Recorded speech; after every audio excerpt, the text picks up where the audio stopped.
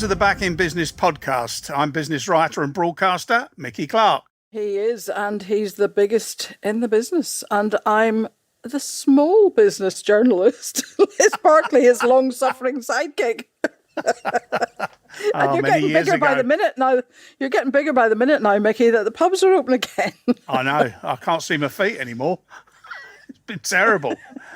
But yeah, I've been using the pubs. They've been quite good. I was surprised. But, you know, business is not that great for them. A lot of them are suffering because they can't get enough customers in and comply with the regulations. And I suspect that's going to be the same for a lot of businesses. The restaurants are saying exactly the same thing. I think the takeaways, that may be that's a possibility. They will find the same thing eventually too. My other question is, how are the supply chains holding up? You know, are people still getting things from the suppliers they used to get them from? Are they able to get the things into their premises when they do open up that they might have been able to get before?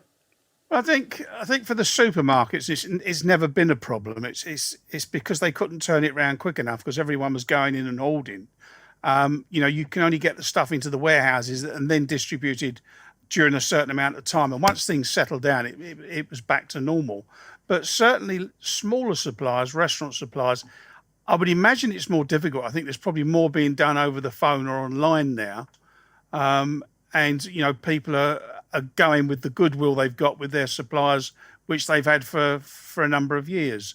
I think the big con at the moment are these face masks, which, of course, started last week. And the cost of them is horrendous. I bought one at my golf club the other day. He said, why don't you have a pack of 3? I said, how much is that? He said, 20 quid. I said, no, I couldn't all wear all 3 at once.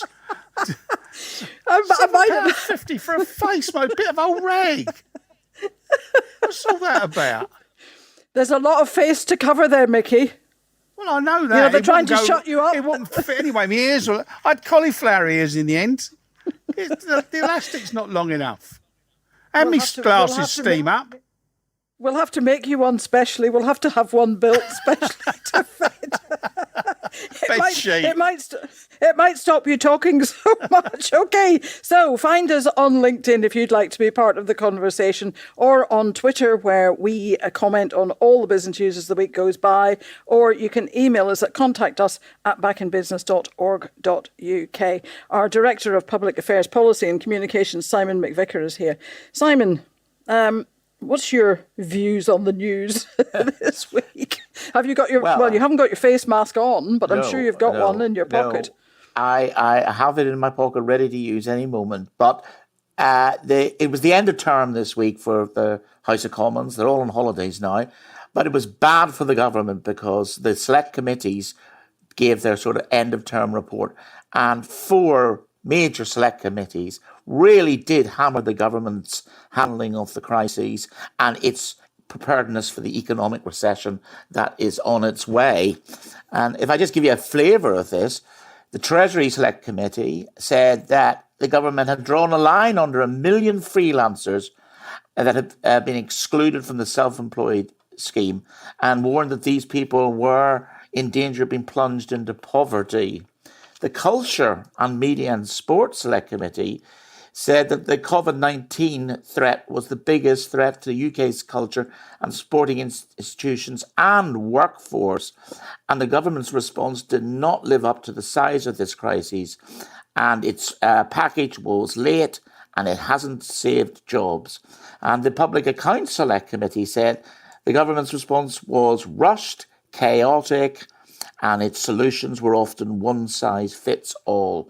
And the Welsh Select Committee, led by former Cabinet Minister Stephen Crabb, said that in Wales, industries were now facing the perfect storm and that there was real prospect of a return to huge levels of unemployment that we hadn't seen in Wales for decades. So these are all committees with Conservative majorities. 3 have Tory chairmans, and they're really giving the government a hammering. Trouble ahead, Liz.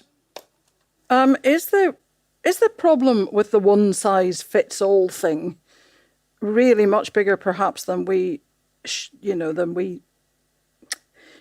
talking about this, but maybe we should have been banging on about it a lot more. Do we need Yes. sector by sector interventions? Well, it seems to be some evidence of that, and I know the Labour front bench have been talking quite a bit about this. I mean, I suppose the Chancellor would argue that he had to do something pretty quickly and save as many people as possible. But I think as this goes on, you're going to see different people in different sectors, or people who had traditionally slightly higher incomes suddenly become real victims. And I mean, the autumn is looking really crucial now.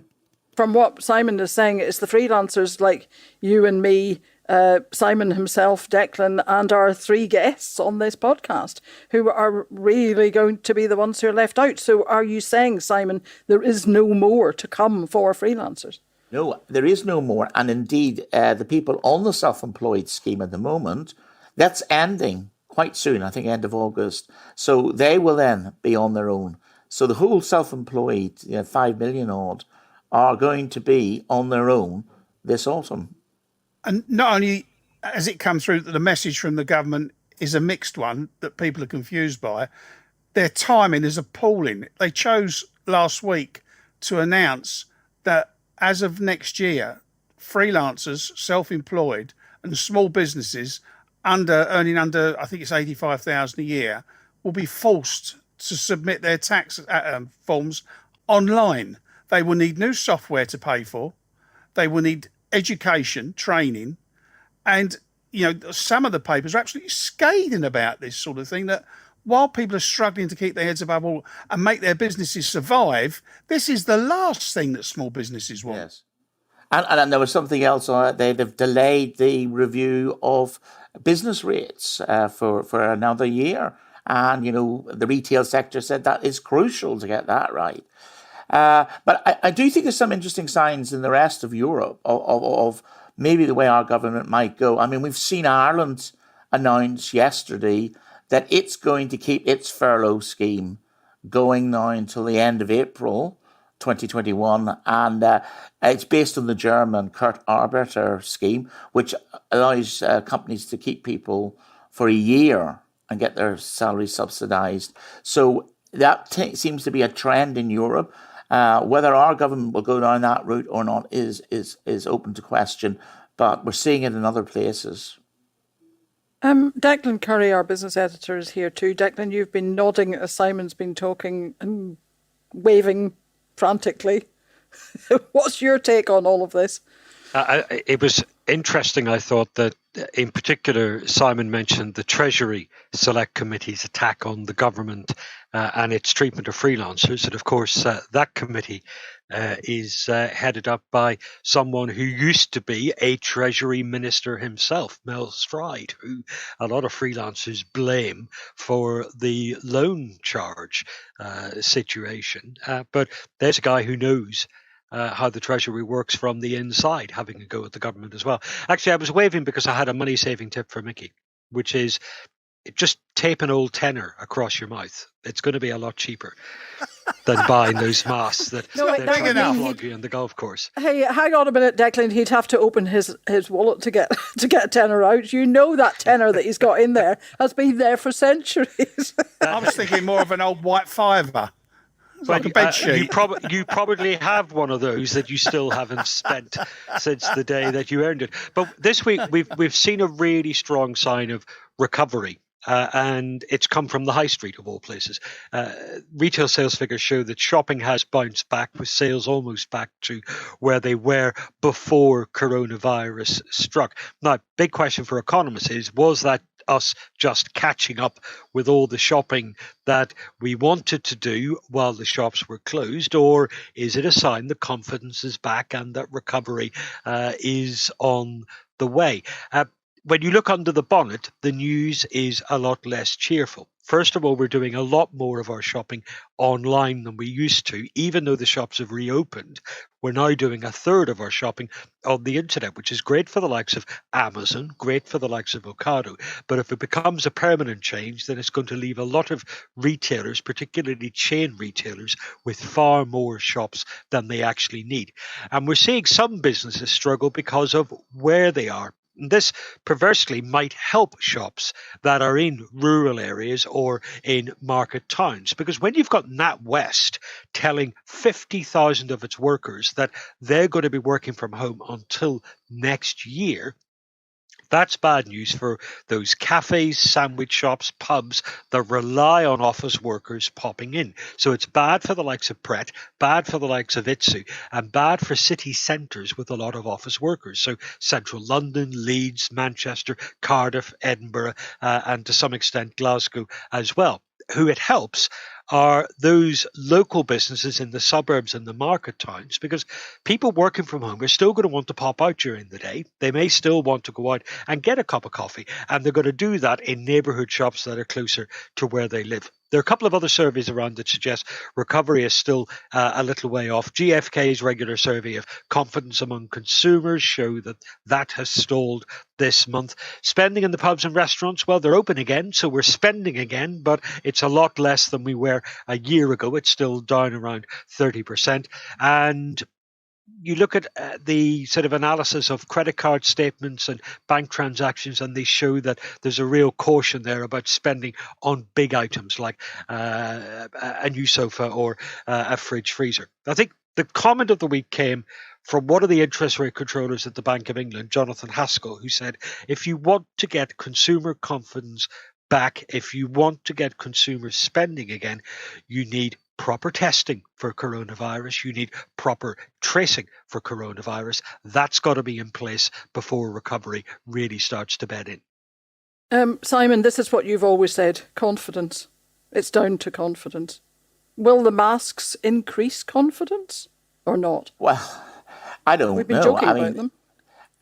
When you listen to the radio and some of the people on the radio, they think it will increase confidence. But if you just talk to your friends, they're saying, I'm not going to go into town and wear a mask when I can just jump onto the internet and do it all there. So, I don't think it's going to help the big shops in the city centre.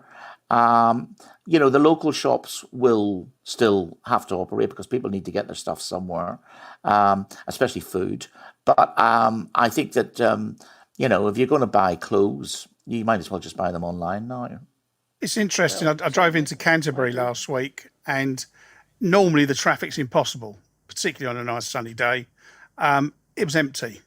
And what would be interesting for those retail figures that Declan talked about was if you saw what the performance was once you'd stripped out food sales, i.e. supermarkets, and once you'd stripped out online sales. Because I don't think, judging by what I saw, there are an awful lot of people going to the high street shops. I think they're still struggling. Could I ask Declan a question, actually? I mean, my sense is the prices are going up, certainly in supermarkets, but I mean, even on white goods and even some holidays I looked at, I didn't think the prices had come down at all. I mean, do you think this is a problem?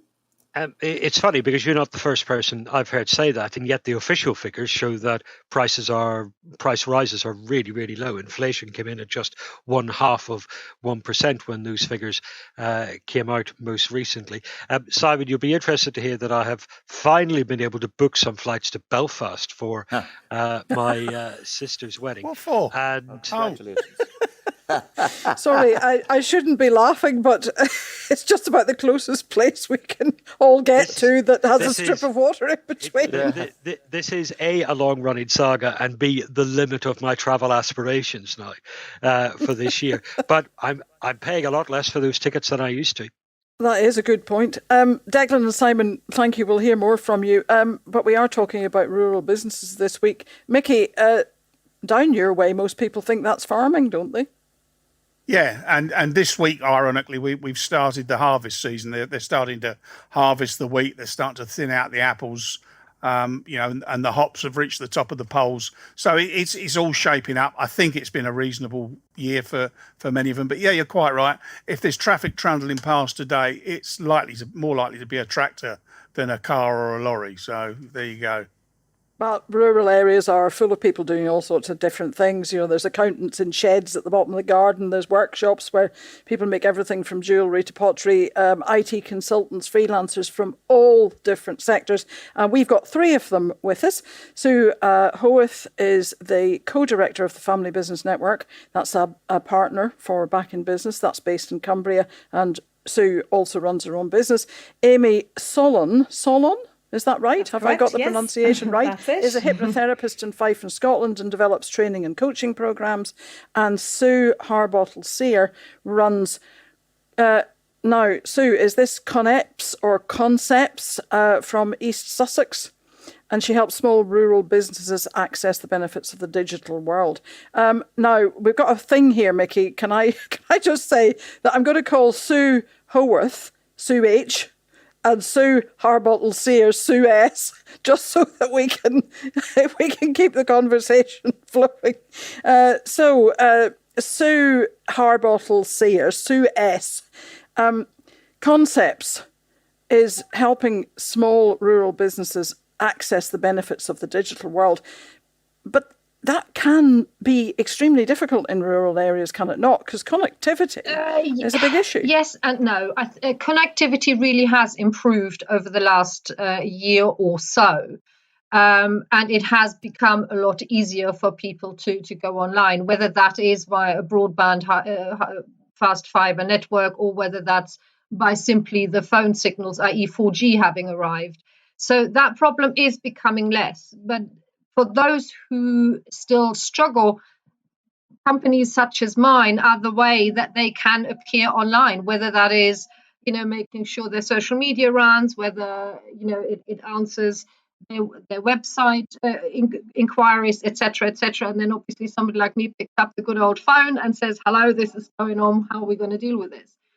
So, in some ways, sometimes you have to be an intermediary. But for, picking up on some of the points, if I may, that have been made, you talked about the supply chain. And there is such a difference of a supply chain for a supermarket to a supply chain, for example, for the pubs and restaurants, which are destination pubs for eating or for visiting in a beautiful countryside. And these pubs and restaurants suffer possibly even more than those which are in the cities and the market towns, because they are a destination pub. You have to travel to them. When they shut down, all their local suppliers were shut down as well. So whether that is where you get your meat from, your dairy from, your cheese from, and we know when we go to destination pubs, one of the key issues is local food with provenance. So this has caused a massive issue for, the wider community too, whether it's the little flowers on the table or whether it's, the supply of hand-milled flour from a local miller. All of this chain has ground to a halt and is really, really struggling to get back. Can I bring Sue H in? Sue Howarth. Yes, of course. Hello. This is going to go Does that horribly ring wrong. bells? I know it's going to go horribly wrong. Sue, does that ring any bells with you in Cumbria? Supply chains, are they now the connectivity issue almost for rural businesses? Yeah, even when we were in the peak of lockdown, even some of the businesses that could trade and were allowed to continue couldn't actually continue because there was no supply chain to service them. And I think now a lot of the supply chain, there are challenges in the fact that they can't open as a business because of the limitations of the precautions and things that are in place. So it is a huge. Everything that you've talked about today is sort of presenting real challenges for the rural communities. And it was interesting you talked about Amazon and the retail. I think for the more rural businesses, certainly in Cumbria, there's initiatives being set up where they're almost creating their own Amazon site for all the rural businesses to try and encourage more people to purchase through the more rural businesses than perhaps through Amazon. Like an online cooperative. Is that what you're saying? Yes. So there's one that's popped up in Cumbria in the last sort of month, actually, and they're asking all the businesses across Cumbria, certainly, and especially the rural ones, because it's to help with the supply chain, because at least then they can, hopefully sort of get things moving more. Because at the moment there's such blockages to sort of perhaps with their usual businesses that they would trade with. Does that sort of thing rely on a good Wi-Fi system? Because with the best school in the world, the challenges. Yeah, it's a postcode lottery, particularly in rural areas. It's not too bad where I am, but you can go down the road, you're in a different area, and it's appalling. Yes, I mean, there's challenges all across Cumbria. In central London. Yeah. I mean, as soon as you dip into a valley off a fell in Cumbria, then you pretty much lost signal. Yeah. So, and presumably that present challenges. If one of your local suppliers drops out because it's been forced to shut down because all the restaurants and pubs have shut down as well, you then have to travel further, presumably. And I would imagine that puts pressure on your cost, doesn't it? Yes, I mean, the costs increase because people have got to travel out of the area, or they just, like we said before, they just go online and use the bigger players of sort of Amazon and other reaches. And there's actually a lot of businesses now using those sort of channels to access their supplies because they can't access them through their usual supply chain.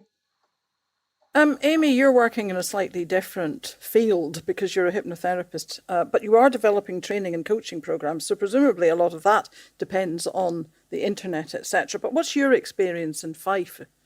Are you, what are the connectivity issues? What are the rural issues?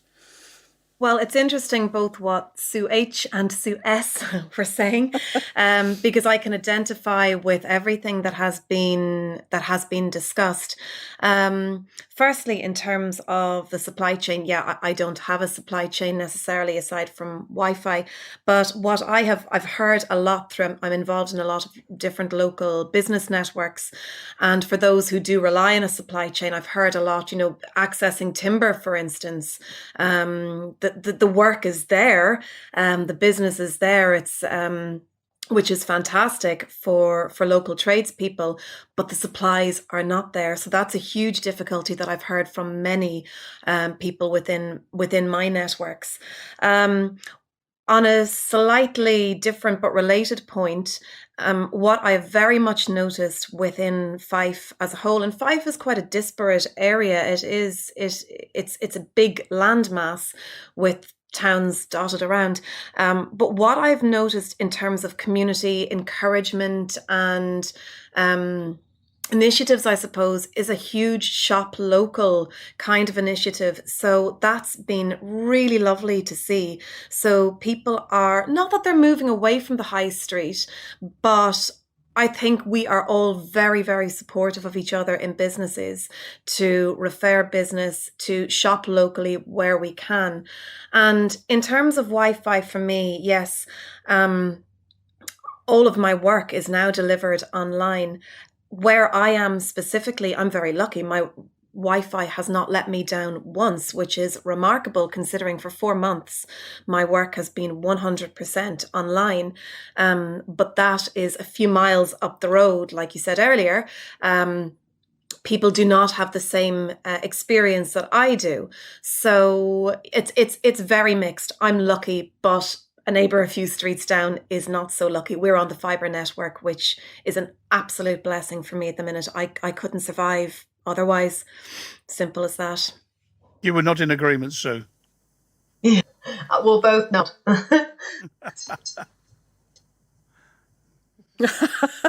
Ironically, we think we've got an internet connection issue with Sue S.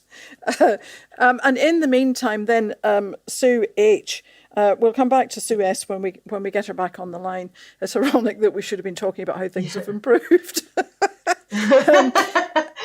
Sue H, though, there are other issues. In my head, I always thought about the rural issues as being the internet, but there are lots of other issues that people have been talking to me about. the difficulty in finding the right skills, the difficulty in, getting access to local authority grants, for instance. Finance. The whole financing stuff, and I suppose even advice and support in the background. So, give us the rundown, as the family business network, what are you finding? What are people saying to you? Well, all the areas you've just mentioned are some of those that we're getting, but everything from certainly I'm going to start with the finance actually, and accessing the grants. So many people have not been eligible even for the self-employed, because they're a limited company. So they're a director. So one of them myself. That's something that is a real issue. And I know that our MPs in this area have been doing what they can to sort of keep fighting for us, because actually in this area, in an area where you've got 93% of the businesses in Cumbria are small businesses, there's a huge percentage of those who've just not been able to access any eligibility for the grants. The more recent discretionary grants that came out, that did help. But even that, the charitable sector and all those, they've just not been eligible. So there's a lot of desperate people out there at the moment who are fighting tooth and nail to survive. And it isn't just so much now, it's what's going to happen a few months down the line, and where is that support going to come from? And there's certain grants available which might come through different revenue streams going forwards, but they're grants that might have been fed through the business bank and things where you've actually got to match fund. And where they're going to get the funds to match fund to help make those happen. So I think in the fund, there's a lot of work that needs to be done on the funding. And there's a lot of businesses, because of that, are actually saying at this stage, can we actually carry on? Can we trade? And we rely very heavily here on the tourism sector. And that's huge in terms of there's some major players across the industry here in hotels and other accommodation that have really not opened because of the capacity issues and the social distancing. And they can't actually then come back to the recruitment. They can't get the staff or to actually work for them, because a lot of our workforce comes from overseas. And obviously a lot of that workforce, when we sort of went into lockdown or naturally went back to their home countries. And so we're a big skill shortage here as well, which combined with the funding doesn't always paint the most positive of pictures. But then, a bit like anything, there are other businesses that are thriving within this time at the moment. But then it also looks what the big thing for everyone here is actually what's the longer term picture and what support can be put in place for the small businesses, the freelancers, the limited companies to help them continue and sustain and grow. Because it's certainly something within the Family Business Network. We have a lot of businesses coming to us at the moment wanting the rethink, the rebuild, and all these words that are there at the moment. But it's a case of trying to sort of keep steering that ship really to continue for the sustainability. And I really hope through, thinking of sort of what support through the government and other areas and the lobbying and things that can take place. I mean, it's absolutely crucial for us here in the rural communities for that to happen. Simon, that's what you've been saying too. It's the long-term issue. This is not just about the here and now. This is about what happens over the next few months. Yes, I mean, this recovery is not going to happen overnight. And I think the government needs to have a fundamental look at how the country operates, including, things like rural broadband, etc. But also, as I've been saying, it needs to have a fundamental look at the way we tax small businesses and self-employed in this country as well. I mean, maybe this crisis will give us opportunities to change things, but I don't know. I just don't know. Yeah, I wouldn't hold my breath. I mean, the other thing is we're talking about sustainability for these businesses. But the point is, if your business has been shut down for 3 months, 4 months, however many months, that money is dead. It's gone. You're not bringing money in. And by borrowing against it, you're increasing the hurdles going forward. So in 6 months to a year's time, the rent will still be there. The VAT will still be there. And the tax will still be there. And you've got no means to pay it because you're 4 months behind. I mean, is that what you're finding, Amy? Do you know what?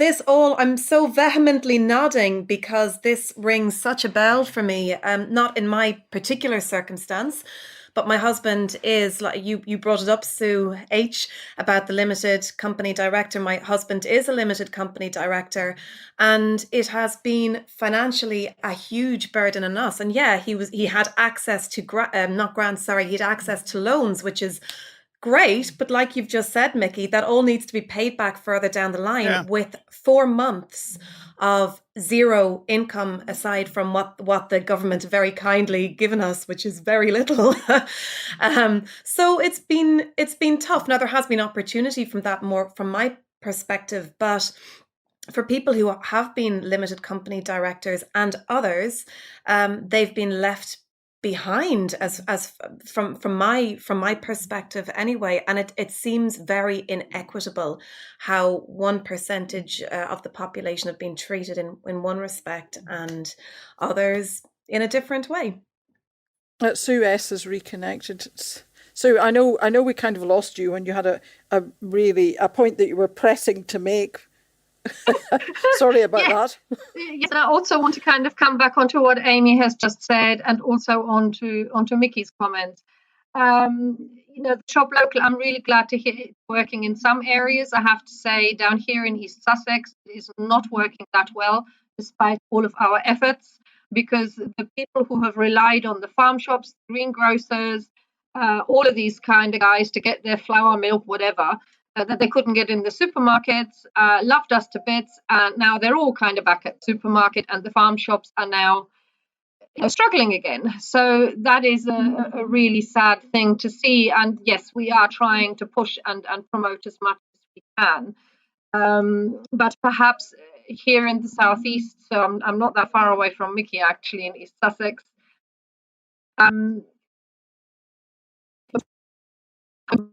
I think you've gone again, Sue. We've lost you again, Sue. Oh, I am so sorry. I'm so sorry, because we just know that there's a fundamentally important question that's just about to come out there.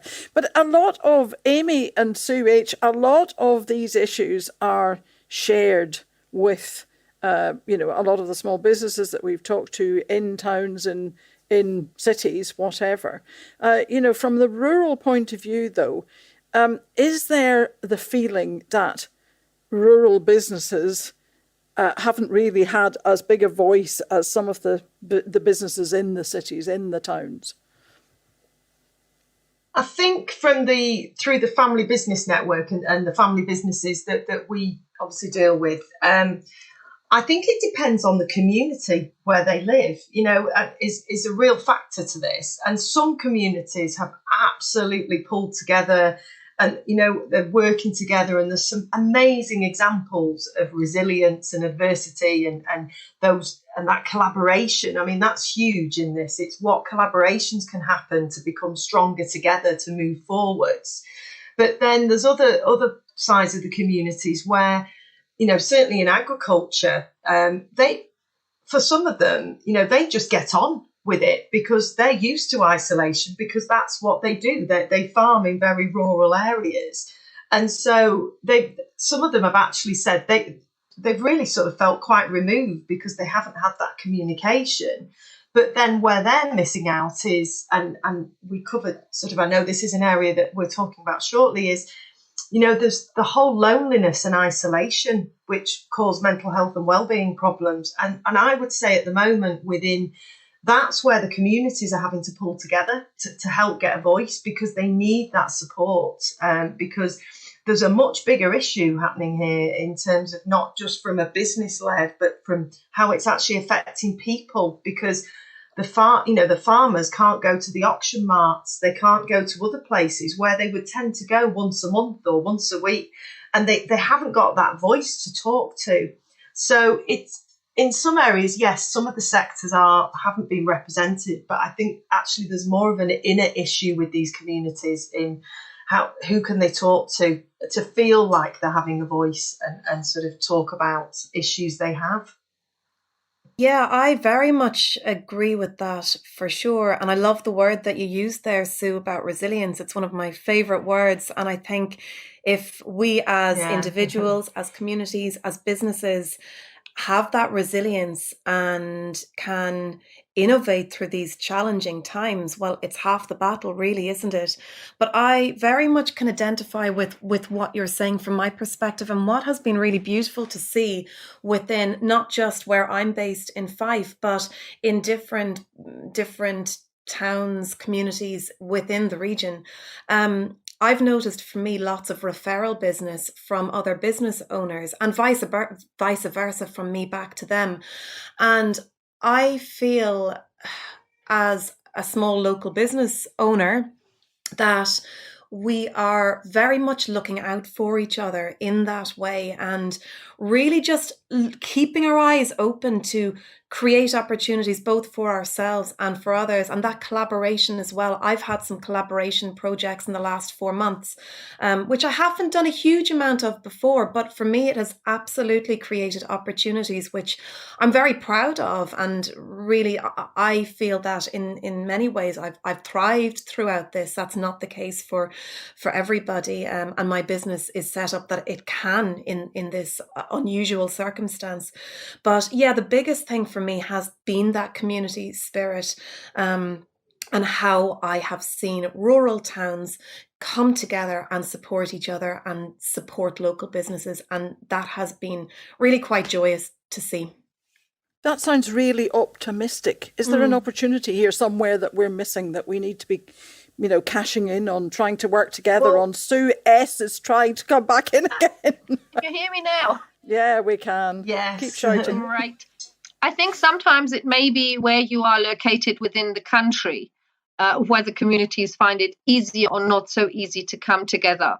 And I think also, the people who live in the rural areas. And my nearest rural, small, you can't even call it a town, is 8 to 9 miles away from me. So there are a lot of people dotted around, and hence community is always a bit of a challenge, to be quite honest.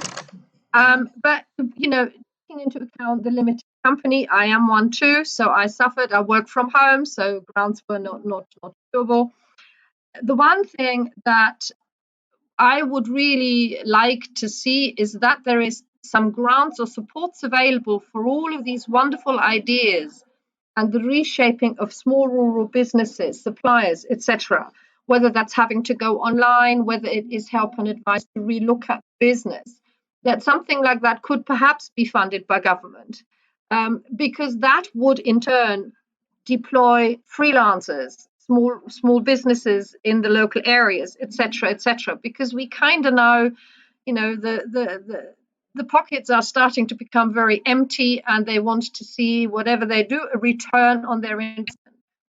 So having an investment into the rural areas and the rural small businesses, probably I would say regionally varied, because different regions have different requirements, I think would be an initiative that would really help not just the small businesses, but also those many freelancers and small business people, etc., etc., etc. That sounds like an idea. I see Simon writing notes there. Maybe we'll come back to you outside this podcast and see whether or not we can pull together a blog or something on this, which would be really useful. But you've just said that's what you would like to see. Can I ask Amy and Sue H, what's the one thing that you think needs to be done to really make the rural businesses that you've been talking about? Amy, you've been talking about the innovation and collaboration and pulling together. Sue, you've been worried about the isolation, etc. What's the one thing you would like to see the government do, if there was just one thing? Yeah, actually, it's just picking up on what Sue H said, and partly because this is my background, that this is what I do. But when you mentioned loneliness, Sue, and isolation, I can see, and I'm seeing it already in my hypnotherapy practice, anxiety, isolation, loneliness, mental well-being. These are enormous issues, and it's a crisis. And obviously I feel very strongly about it. I've worked my entire career in this area, and I feel that huge input and support needs to be given to community groups, to charities, to individuals who are experiencing all of these issues. It's a big ask. I've been talking about it for years, but like you've said, Sue, this is highlighting it even more in my area, where similar to what you've said, Sue S, about people being dotted here, there and everywhere. It's very, very similar in Fife, where I live, excuse me, where neighbours might be, like you said, 8 or 9 miles down the road. And it's that, to me, is the pandemic that is coming. That's an interesting way of putting it. Sue H. Yeah, I totally agree with everything you've said there, Amy. So I'll go on a different track of other areas because so as not to repeat. I think one thing that would be really beneficial, or two things, but I'll try and keep it as one point for you, is I think clear guidelines for all businesses across getting back up and running. I think there's a lot of grey areas still, which is causing confusion and lack of confidence in the businesses. But also we've got to think there's a huge skill set of freelancers out there. And, is there not something that we can do for some of these businesses that do need to get back on their feet?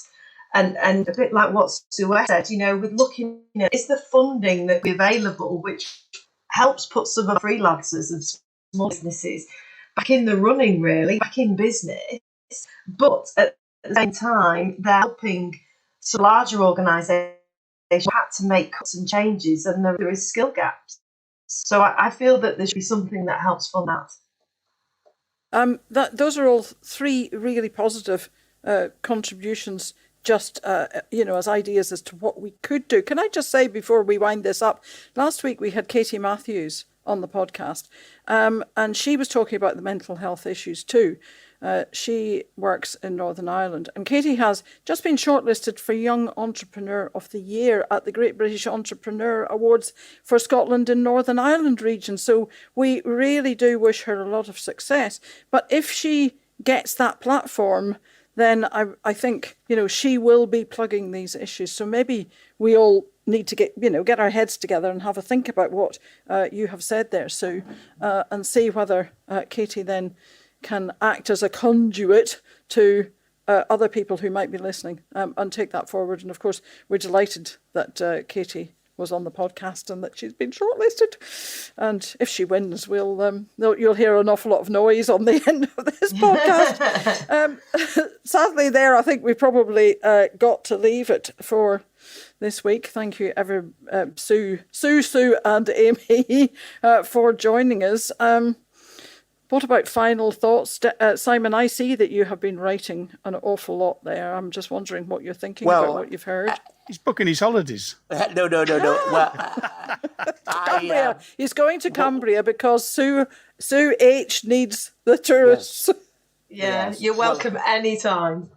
I think that what I would like to do for Back in Businesses is bring out, a set of key messages, maybe 10 for the autumn. And certainly what was discussed today, there are 3 or 4 of those key messages in our discussion today. I mean, around digital infrastructure, clarity, and indeed the skills agenda. So, it's been a great discussion. And in some ways, you're saying something slightly different because you're in rural areas, but you're actually also echoing what an awful lot of our small businesses are telling us. Absolutely. Declan, what do we need to keep? The week ahead. Well, Mickey, you and some of our other brilliant contributors this week mentioned that one of the issues facing businesses in the countryside, in small market towns and rural towns, is a lack of finance. And there was some research done on this by a financial lobby group that speaks for the City of London, ironically, the City UK. And it says that all the bank lending over the next year, 30% of that is going to be invested in businesses that are in London, in the capital city. 15% will be in the southeast, 10% in the east of England, and then every other part of the country will get less than 10% of all the total bank lending.